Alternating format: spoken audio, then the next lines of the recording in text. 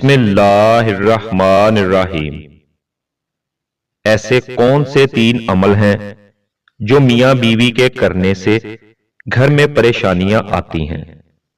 اس بارے میں حضرت علی رضی اللہ تعالی عنہ کا فرمان سنیے اور اس ویڈیو کو آخر تک ضرور دیکھیے گا۔ میاں بیوی کے 3 کام گھر میں غربت لاتے ہیں۔ یہ 3 کام کبھی مت کرنا۔ اگر کرو گے تو یاد رکھنا غربت کا سمندر تمہارے گھر کو ڈبو کر رکھ دے گا۔ تم لوگ غربت کی دلدل میں پھنستے چلے جاؤ گے، پریشانیوں اور مصیبتوں کی دلدل میں دھس جاؤ گے۔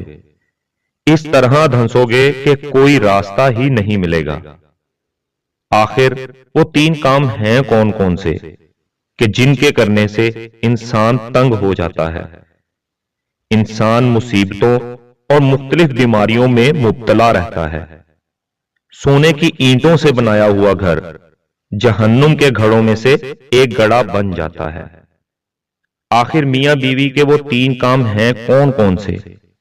آئیے حضرت علی رضی اللہ تعالی عنہ سے جانتے ہیں کہ وہ 3 خطرناک کام کون کون سے ہیں۔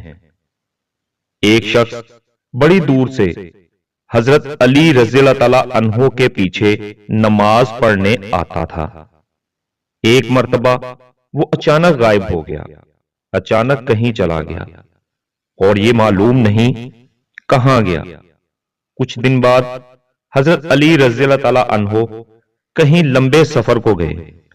واپسی پر آپ تھکے ہوئے تھے۔ آپ رضی اللہ تعالی عنہ نے ایک گھر دیکھا، گھر کی ایک دیوار دیکھی۔ اسی راستے پر آپ رضی اللہ تعالیٰ عنہ گھوڑے سے نیچے اترے، دیوار کے ساتھ ٹیک لگا کر بیٹھ گئے۔ جیسے ہی آپ رضی اللہ تعالیٰ عنہ دیوار کے ساتھ ٹیک لگا کر بیٹھے، آپ رضی اللہ تعالیٰ عنہ نے سنا اس گھر سے ایک عورت کے رونے کی آواز آ رہی ہے۔ اس کا شوہر اسے مارتا چلا جا رہا ہے، ڈانٹتا چلا جا رہا ہے، گالی گلوچ کر رہا ہے، تانے دے رہا ہے کہ او بدبخت، جب سے تو میرے گھر میں آئی ہے میں غریب ہو گیا ہوں۔ جب سے تو میرے گھر میں آئی ہے تنگیوں کو ساتھ لے کر آئی ہے، پریشانیوں کو ساتھ لے کر آئی ہے۔ امیری کے جنازے نکل گئے اور غربت عروج پر آ گئی۔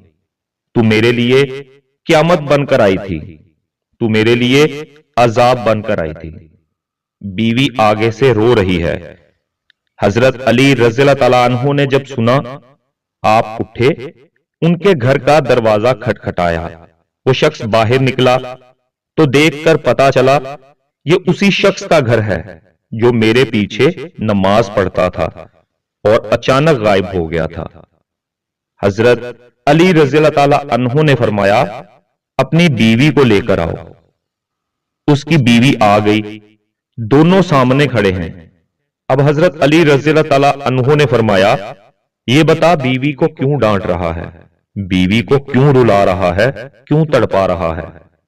اس نے کہا، یا علی رضی اللہ تعالیٰ عنہ، یہ بدبخت جب سے میرے گھر میں آئی ہے دوسری عورتیں بچے جنم دیتی ہیں، بچے پیدا کرتی ہیں، اس نے غربت پیدا کی ہے۔ دوسری عورتیں بیٹیاں پیدا کرتی ہیں، رحمت پیدا کرتی ہیں، نعمت پیدا کرتی ہیں۔ اس نے میرے لیے زوال پیدا کیے، اس نے میرے لیے غربت کو پیدا کیا۔ جب سے یہ آئی ہے رزق کے تمام دروازے بند کر دیے گئے ہیں، میں تو دن بدن غریب تر ہوتا چلا جا رہا ہوں۔ اب حضرت علی رضی اللہ تعالیٰ عنہ نے اس کی بیوی سے پوچھا، ایک بات بتا، یہ شخص کب سے تجھے ڈانٹنے لگا ہے، کب سے تجھے مار رہا ہے؟ یہ سن کر وہ عورت رونے لگی۔ عورت کی آنکھوں سے بے ساختہ آنسو نکل گئے۔ عورت رو کر کہنے لگی، یا امیر المؤمنین رضی اللہ تعالیٰ عنہ، جب سے میں اس گھر میں آئی ہوں مجھے ایسا لگتا ہے کہ میں گھر میں نہیں آئی بلکہ جہنم میں آئی ہوں۔ مجھے ایسا لگتا ہے جیسے جیتے جی اللہ نے مجھے جہنم میں پھینک دیا ہو۔ وہ اس طرح کہ جب سے میں اس گھر میں آئی ہوں میرا شوہر مجھے تانے دینے لگا ہے کہ تیرے باپ نے مجھے جہیز نہیں دیا، کیونکہ میرا باپ غریب تھا، میرے باپ کے پاس کچھ نہیں تھا. شادی سے پہلے تو یہ کہتا تھا مجھے کچھ نہ دو، میں نے کچھ نہیں لینا، اور اب جب بیاہ کر لے آیا تو پھر مجھے تانے دینے لگا. تیرے باپ نے تو کچھ نہیں دیا، یہ چارپائی میری، یہ بستر میرا، یہ گھر میرا، سب کچھ میرا ہے، تیرا ہے کیا؟ مجھے تانے دینے لگا اور غیر عورتوں کے سامنے مجھے بے عزت کرتا ہے، غیروں کے سامنے میری تذلیل کرتا ہے، مجھے رسوا کرتا ہے. اس نے کبھی بھی میرے ساتھ پیار سے بات نہیں کی. آخر میں بھی تو انسان ہوں. ہر عورت کی خواہش ہوتی ہے کہ اس کا شوہر اس سے پیار سے بات کرے، محبت سے بات کرے، پیار بانٹے، اخلاق بانٹے. لیکن اس کے اندر نہ تو میں نے پیار دیکھا، نہ محبت دیکھی، نہ اچھا اخلاق دیکھا. یہ جب باہر جاتا ہے، باہر والوں کے سامنے تو ایسے مومن، متقی، پرہیزگار دکھائی دیتا ہے، لوگ کہیں یہ تو کوئی اللہ کا ولی آ رہا ہے. جیسے ہی گھر آتا ہے فرعون بن جاتا ہے. اس نے تو میری زندگی اجیرن بنا دی ہے. اب یہ مجھے مارتا ہے، کہتا ہے میرے گھر سے نکل جاؤ، لیکن میں اس کا گھر چھوڑ کے نہیں جا سکتی. یا امیر المؤمنین رضی اللہ تعالیٰ عنہ، میرے ماں باپ فوت ہو گئے ہیں، اب اس کے سوا تو میرا اس دنیا میں ہے ہی کوئی نہیں. میں اس کا در چھوڑ کر نہیں جاؤں گی. یہ مجھے مارتا ہے، مارتا رہے.